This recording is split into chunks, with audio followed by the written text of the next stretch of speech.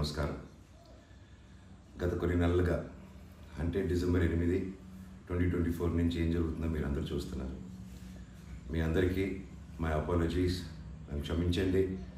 ఎందుకంటే ఈ ఒక సమస్య నేను ఎవరి కోసం అయితే పోరాడుతున్నానో మా స్టూడెంట్స్ కోసం అండ్ మా కాలేజీలో ఆపోజిట్లో ఉన్న పని చేసుకుంటూ ఉన్న ప్రజల కోసం అండ్ వ్యాపారాలు చేసుకుంటున్న ప్రతి ఒక్కరి కోసం.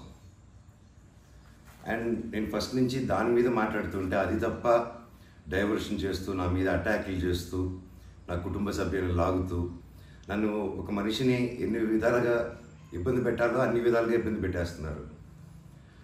అండ్ భయపడతారు అనుకుంటున్నారేమో, అది జరగని పని, ఈ జన్మకి జరగదు. అది నేను తప్పు చేయలేదు.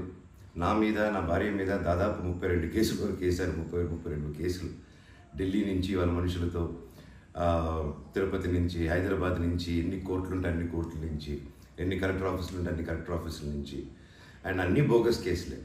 అండ్ అన్నింటికి నాది ఒకటే రిప్లై, ఎందుకంటే నిజానికి ఒకే వర్షన్ ఉంటుంది, అబద్ధానికి అన్ని వర్షన్స్ ఉంటాయి. క్లుప్తంగా ఈ మధ్య జరిగింది. నేను ఫస్ట్ ఏం చెప్తున్నాను, వీళ్ళు బౌన్సర్స్ చేసుకొని మా వాళ్ళందరినీ కొడుతున్నారు, అక్కడ ఊరు వాళ్ళందరినీ కొడుతున్నారు, స్టూడెంట్స్ని కొడుతున్నారు అని నేను చెప్తూనే వస్తున్నాను. నేను అలా చెప్తూ ఉండగా మొన్న నేను రాయచోటికి ఒక ఫంక్షన్కి వెళ్ళినప్పుడు ఆ ఫంక్షన్లో ఇక్కడ ఉన్న వాళ్ళందరూ వచ్చి ఒక వ్యక్తి రాకుండా ఇక్కడ వ్యాపారం చేసుకుంటుంటే ఆయన స్టోర్లో దూరి వస్తువులన్నీ ధ్వంసం చేసి కొట్టేసి అక్కడ ఉన్న స్టూడెంట్స్ని కొట్టి అద్దాలన్నీ పగలగొట్టి ఆ వీడియోస్ అన్నీ వచ్చాయి బయటికి. ఇంకా చాలా వీడియోస్ ఉన్నాయి. అన్నీ నేను చంద్రగిరి సిఐ గారికి ప్రతి ఒక్కరికి ట్రాన్స్ఫర్ చేయడం జరిగింది. ఓనర్ ఇంకా కనిపించలేదు, ఆయన ఏమయ్యాడు, ఎవరు దీంట్లో ఉన్నారో తెలియదు.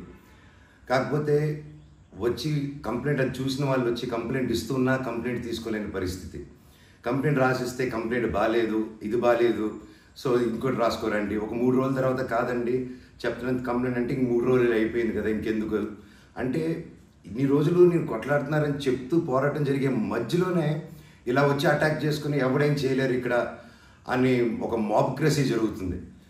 అండ్ నిన్న రాత్రి కూడా నాకు ఇంటెలిజెన్స్ నుంచి మా హాస్టల్ ఓనర్ సురేష్ అన్నకి ఆ వాయిస్ రికార్డింగ్ కూడా మీకు పంపిస్తాను. ఫోన్ చేసి నేను ఆనరబుల్ సీఎం గారి దగ్గర బందోబస్తులో ఉన్నాను, మనోజ్ గారు అక్కడికి వచ్చారా, ఎందుకు వచ్చారు, మీ హాస్టల్ దగ్గరికి వచ్చారా, ఎఫ్ఐ దగ్గర రెస్టారెంట్ దగ్గరికి వచ్చారా, ఏదైనా ప్రోగ్రామ్ చేశారా. నేను ఆ సార్కి చెప్పాను, సార్ ఇఫ్ ఎనీథింగ్ నన్ను అడగండి. నేను ఆ సార్తో ముందు కూడా మాట్లాడాను, మీరు వాళ్ళని ఇబ్బంది పెట్టకండి, ఎనీథింగ్ ఎనీ టైం నాకు ఫోన్ చేయండి అన్నాను. పైగా నిన్న మధ్యాహ్నం 3-4 అలా జరిగింది ఆ ఫోన్ రావడం, నేను ఆ సార్తో మాట్లాడటం. మళ్ళీ నిన్న రాత్రి నేను ఇక్కడ తెలిసిన వాళ్ళ రిసార్ట్లో ఉంటే, ఇప్పుడు దాదాపు ఒక 15-20 ఇల్లు ఉంటాయి ఇక్కడ. వాటి మధ్యలో అన్నీ దాటుకుంటూ సైరన్ వేసుకుంటూ 10:30కి వచ్చి నేను నా నెక్స్ట్ ఫిలిం డైరెక్టరు నా సిబ్బంది అందరూ కూర్చొని మేము అప్పుడే డిన్నర్ కూర్చొని తిందామని కూర్చున్నప్పుడు సరా వచ్చారు.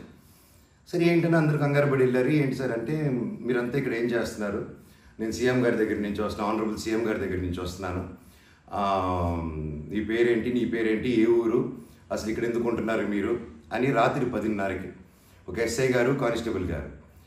అండ్ నేను వెంటనే దిగాను కిందకి. సార్ ఏంటి సార్ సీఎం గారు దగ్గర నుంచి వచ్చారని చెప్తున్నారు, what did we do mistake sir, ఒకసారి నాకు చెప్పండి ఎవరు అప్రోచ్ అయ్యారో, నేను వచ్చి కలుస్తాను సార్ అని చెప్పాను. లేదు సీఎం గారు లేదు, నేను ఆయన బందోబస్తు ఫినిష్ చేసుకుని వచ్చాను అని చెప్పి ఆయన మాట మార్చారు.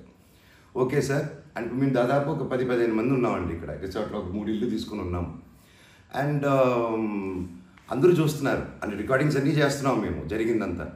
లేదు సార్ ఇలా అన్అఫీషియల్గా కాదు సార్, స్టేషన్కి వెళ్దాము, అక్కడైతే రికార్డింగ్ ఉంటుంది, డైరెక్ట్ డీజీపీ గారి ఆఫీస్కి ఉంటుంది, let's do that recording that sir అని చెప్పి, మీ కారు అదండి స్టేషన్కి వెళ్ళి నాకు ఒకటే చెప్పండి, ఆనరబుల్ సీఎం గారి పేరు ఎందుకు తీశారు మీరు, అండ్ మా వాళ్ళని ఎందుకు ఇంటిమిడేట్ చేస్తున్నారు, అక్కడ షాప్ ఇరిగిపోయి అదంతా చేసి నేను కంప్లైంట్ చేస్తుంటే వాళ్ళని ఏం చేయట్లేదు, అది అడిగిన వాడిని మాత్రం ఇలా వచ్చి టార్చర్ చేస్తున్నారు. భయానికంటే ప్రేమ గొప్పదండి, అది నేను నమ్ముతాను. అండ్ నేను మళ్ళీ చెప్తాను, జరిగింది ఇది. అండ్ నేను అక్కడికి వెళ్ళిన తర్వాత పోలీస్ స్టేషన్కి నేను నా కారులో ఎక్కి స్టేషన్కి వెళ్ళాను. వెనకెళ్ళి ఎస్ఐ గారు వస్తున్నారు. స్టేషన్ లోపల ఆగి వెళ్ళిన తర్వాత ఎస్ఐ గారు 500 మీటర్ల దూరంలో ఆగారు. ఆగిన తర్వాత మా వాళ్ళు వెళ్ళి సార్ వెయిట్ చేస్తున్నారు, రండి ఎందుకు వస్తున్నానని కారు తీసి ఆయన వెళ్ళిపోయాడు, ఆయన కానిస్టేబుల్ గారు. నేను లోపలికి వెళ్ళి హెడ్ గారు ఉన్నారు, ఇంకో కానిస్టేబుల్ గారు ఉన్నారు. అయ్యా కెమెరా ముందు మాట్లాడదామని చెప్పి, అయ్యా ఇలా వచ్చి నన్ను డిస్టర్బ్ చేశారు, ఎందుకు చేశారంటే ఎస్ఐకి ఫోన్ చేసి నేను తీయట్లేదు సార్ అంటే స్పీకర్ పెట్టండి అన్నాను, అన్నీ రికార్డ్ చేశారు. అండ్ అఫీషియల్ ఆ కెమెరా ముందే మాట్లాడుకున్నాం. దయచేసి పోలీస్ స్టేషన్లో జరిగిన రికార్డింగ్స్ కుదిరితే చూడండి, మీరు తెప్పించుకొని ఏం జరిగిందో. ఇదండి జరిగింది. అండ్ ఎస్ఐ గారు రాలేదు, ఎవరు రాలేదు, నేను ఎక్కడే వెయిట్ చేస్తున్నాను. ఈలోగా సిఐ గారు ఫోన్ చేస్తే నాకు మెసేజ్ పెట్టండి సార్, మా వాళ్ళకి నేను ఇక్కడ నన్నే ఇంత ఇంటిమిడేట్ చేసి నన్నే ఇలా తొక్కాలని చూస్తూ ఉంటే ఇంకా మిగతా వాళ్ళందరినీ ఏం చేస్తారు సార్ మీరు, నేను ఊరి దాటాక వాళ్ళని ఏం చేస్తారు సార్, వాళ్ళకి ఏం ప్రొటెక్షన్ ఉంది అని చెప్పి అనడం జరిగింది. సో ఇది జరిగింది. ఎందుకంటే ఒక్కొక్కరు ఒక్కొక్క న్యూస్ క్యారీ చేస్తున్నారు. But this is the facts happen. నా దగ్గర ప్రతిదీ ఫ్యాక్ట్ ఉంది. నన్ను తప్పు అయితే నా షర్ట్ పట్టుకుని అనవరే మనం తప్పురా అని అడగండి మీరు, I'm ready for that. But దీంట్లో దీంట్లో ఏది నాది ఒక తప్పు లేదు. అండ్ ఈరోజు కూడా I'm going to meet SP గారు ఈరోజు 5 గంటలకి. ఆయన కలిసి ప్రతి ఒక్క ప్రూఫ్ ప్రతిదీ నా దగ్గర ఉండేది వెళ్ళి తీసుకెళ్ళి చూపించి సార్కి సబ్మిట్ చేయాలనుకుంటున్నాను. థ్యాంక్ యూ సో మచ్ అండి. జై హింద్.